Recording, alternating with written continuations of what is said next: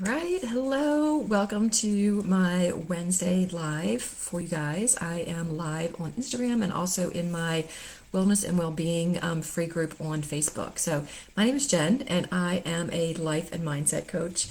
But by trade, I'm a physical therapist. And after overcoming 20 years of burnout and overwhelm, I invested in a life coach and had such an amazing transformation in working with her that I decided to become certified so that I can help women just like you as well. So, as a life coach now, I have the tools and skills to help you overcome people pleasing, procrastination, break those patterns, and really put yourself back on your priority list, back on your own to do list. And I am so happy to be here with you today. So, we're going to talk about how overall physical wellness can help you with your anxiety. I will tell you that anxiety, I feel like it is such a buzzword right now with my mastermind group, with my one-on-one coaches, and also with the ladies that are in my Facebook free group. When I ask them as they join the group, like, what is their biggest struggle right now? One of the things that keeps showing up is anxiety. So I am committed to continuing to go live. About anxiety to talk to you guys about that and teach you some of the things that have really helped me with my anxiety, some of the things that are really helping my clients with their anxiety that we're doing. And also, people just feel isolated, right? People don't want to talk about their anxiety. They feel like they're the only ones suffering. And I'm here to tell you that in our overly scheduled, busy, respond immediately kind of world, social media world, anxiety is probably one of the most, what's the word I'm looking for? A lot of people are anxious. I'll just put it that way to keep it simple. I'm not here to share a bunch of big words with you and make you question what I'm saying. I just really want to like be honest and real with you and just talk about some of the things that are helping me and my clients. So when we start to talk about anxiety, there are some things that you can do as far as your physical well-being that will help with anxiety. And I'm going to talk to you about my top 5 today. And then at the end, we'll give you an option to join me for a free challenge that I am doing starting May 6th. So really excited about that. So number 1, exercise, right? Exercise, we know that exercise is so good for us. Regular exercise, even in small amounts, does wonderful for our mental health. It releases endorphins, which is really our body's like natural painkillers. It also reduces serotonin, which lifts our mood. So I call these like our feel-good hormones. And for those with like really overly scheduled, busy schedules, like most of us working women, most of us working moms, especially the moms that are running a home and managing kids in the home, like we're busy, right?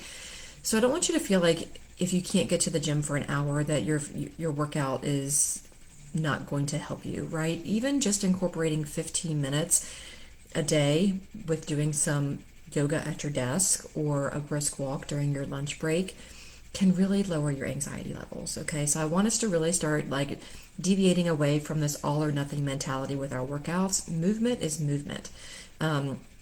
Even 10 minutes after dinner with a walk, taking your dog for a walk, just kind of see about the things that you're already doing that you can incorporate movement in.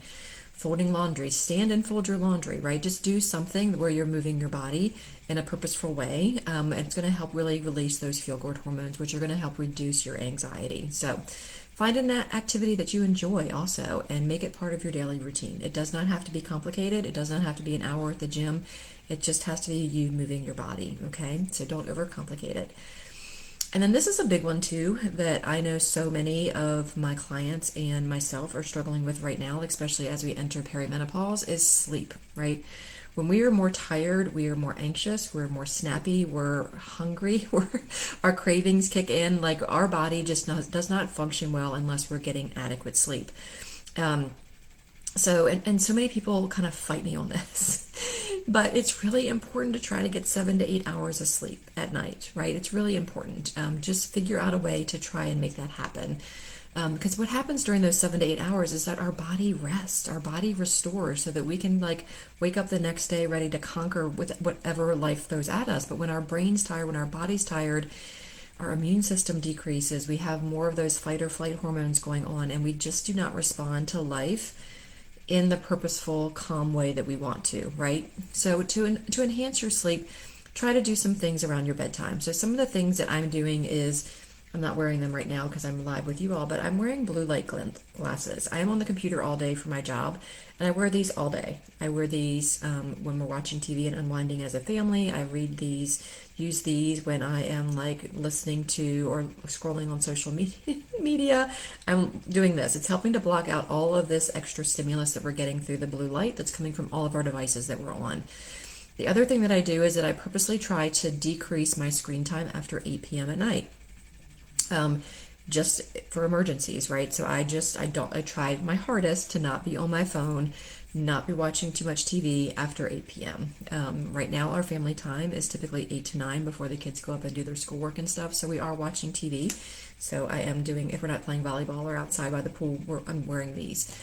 The other thing that I'm doing is I'm watching my caffeine intake, right? So I stop drinking my caffeine, whether it's coffee or a pre-workout or a soda or any of those things, by 2 p.m. Now that might still be too late for you, so kind of play around but try to have your caffeine if you're going to have it earlier in the day. Some other things that you can do to kind of unwind is meditate. I fall asleep to a meditation every single evening. I get this wonderful headband, Bluetooth headband that has the speakers built into the headband that I fall asleep to a meditation, and that really helps my mind and my body unwind. It's very inexpensive. It's on Amazon. But some other things that you might want to do is reading. Okay, I would encourage you to try not to read on your device unless it has blue light blocking and you're doing this. Okay, try to read a book, taking a warm bath, or a warm shower, and ensuring that your environment is conducive to rest. Think comfortable pillows, a cool room, cooling down the temperature, especially as we're heading into spring and summer, and minimal light. Okay, the thing that I love about that headband is that I can also pull it down over my eyes to block out any light.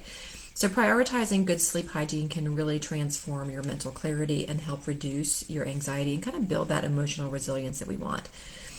Number 3 is nutrition. And again, nutrition is key, right? It's fuel for our body and our brains. Anxiety can be amplified by what we eat. So it's important to really nourish our bodies with foods that stabilize our moods, okay? Foods that are rich in omega-3 fatty acids like salmon and walnuts, antioxidants that are found in like your berries and dark chocolate. Thank goodness berries are coming into season for us as spring and summer enter here right now. And then also, like I mentioned earlier about sleep, consider reducing your caffeine and your sugar, okay, which can spike your anxiety levels. Okay, so these simple shifts can lead to significant improvements in how you feel both physically and emotionally. And then this is kind of my jam, getting into the role of mindfulness and meditation. Don't overlook this piece, okay? I was talking to a friend. We met for coffee the other day, and she's also struggling with perimenopause and sleep and those sorts of things. And she was telling me how her doctor, I call them brain breaks. Her doctor had a different name for them, but just especially, we are so driven to do so well and be so busy all the time, but our brains and our bodies need a break. So every hour or so, set a timer on your phone for a brain break and step away from whatever you're doing. Go get a drink, go walk outside, go walk around your office if you work in an office, go outside, let the sun hit your face, and then come back and just disengage for a little bit and give your brain a break.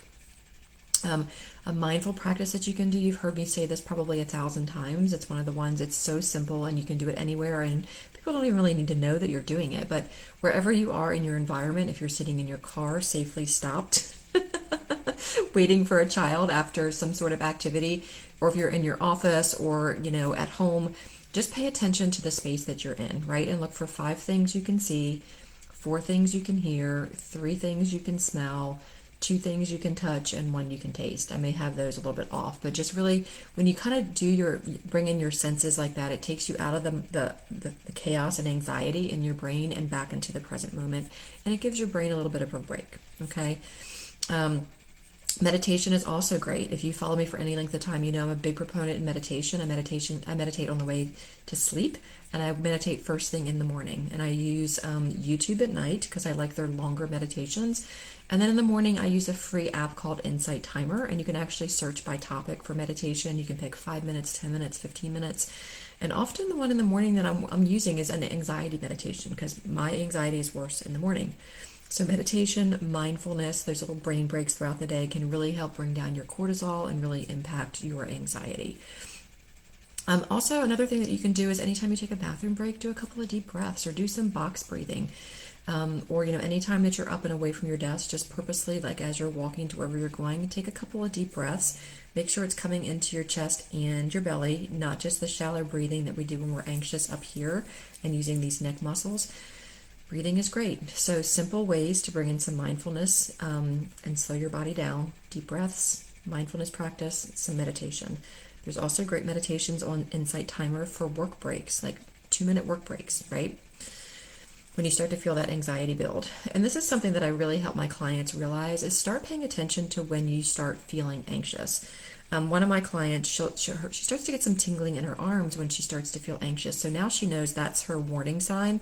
I'm heading into more of an anxiety spike. What can I do to calm myself down now? So as you start feeling anxious, really take some time to reflect on what's happening, because usually it's not what's happening right in that moment. Usually it's like a build up of things over time. That can kind of lead to that anxiety. So kind of pay attention to it as it's building, and hopefully before it gets to a full-fledged panic attack, you can kind of do some of these techniques that I'm teaching you on all these lives to really calm down your anxiety. And then the last part I want to talk about is how you can really integrate these physical wellness techniques that I'm talking about into your daily life, right? It's not just these single actions, but it's really about creating lifestyles and habits. And that's why when you join me, when I become your life coach, one of the first things we do after we create a vision and goals for you is really figure out what kind of healthy habits we can start to establish so that you have these things in place to help reduce your anxiety and overwhelm and burnout. And that starts with setting small achievable goals, right? Like just doing a 10-minute walk, or swapping out a sugary snack for a healthier option, or swapping out your Diet Coke for an electrolyte drink, right? That has less sugar. And then keep track of your progress and celebrate your wins, right? This is another thing we do on the first of all of my calls is we celebrate we're winning, right? So if you made a choice today to have an electrolyte drink or a LaCroix or some water instead of soda, celebrate yourself. Give yourself a pat on the back, right? So we need to celebrate our wins. And just kind of continue to build these habits one on top of each other, and I promise you they will start to help your anxiety. But to wrap up, managing anxiety just isn't tackling the mind directly, right? Just like I showed, it's caring for our bodies, caring for our nutrition, paying attention to what we're fueling our bodies with, making sure we're getting adequate rest and brain breaks and pauses in our day. And just really integrating these into your daily life. Don't try to integrate all 5 of these that I talked to you today about all today, right? Do it in a stepwise approach to set yourself up for more success, right? So if you struggle with anxiety and want even more resources, I have some great resources for you. You can comment anxiety wherever you're watching this, and I will send you a quick little form so that I can get your email and start sending you other videos about anxiety, other tools that I have. And then also, just if you're watching this video, just check out the post that's related to this video to kind of see if there's anything else that I have going on, because I do run monthly challenges as well. And depending on what I'm doing that month, it might be around anxiety, because that's really a big buzzword right now, and so many people are struggling with that. So check out the post where you're watching this to see if I happen to have an anxiety challenge coming up. Comment anxiety if you are interested in getting more resources to battle your anxiety. And also, if you really love these little mini sessions that I'm doing on these lives, I would love to offer you a free complimentary call with me. These calls are not high pressure sales calls. They are really just like you're talking to your neighbor or your best friend about what's going on with your life. Really, I'm going to ask you, like, what are you struggling with and what do you want out of your life? And then I'm just going to tell you how I can help, right? And then we'll get some clarity on if you want to move forward working with me, or if you're going to continue to use the free resources that I offer, or maybe there's other things that we discuss together and come to a great decision together to help, because that's what I do as a life coach, is help people make decisions and get clarity, and just move forward. So when I offer these calls, I want you to know that there is no pressure. There is no, like, I am not pressuring you into signing up with me. I'm not going to guilt trip you into signing up with me. I really just connect with my clients and my potential clients on the phone, figure out what they're struggling with, offer them some resources that I have and how we could potentially work together. No pressure at all. So I hope you're enjoying these lives. I go live every Wednesday at 10:30 a.m. Eastern Standard Time here on Instagram and also in my Facebook group. And these also get emailed out to my newsletter. So I'm really excited. If there's other topics that you want to hear me speak about, please, please, please just drop them in the comments or send me an email, or however we might be connected, because I would love to be able to serve you in that way and provide some great valuable resources.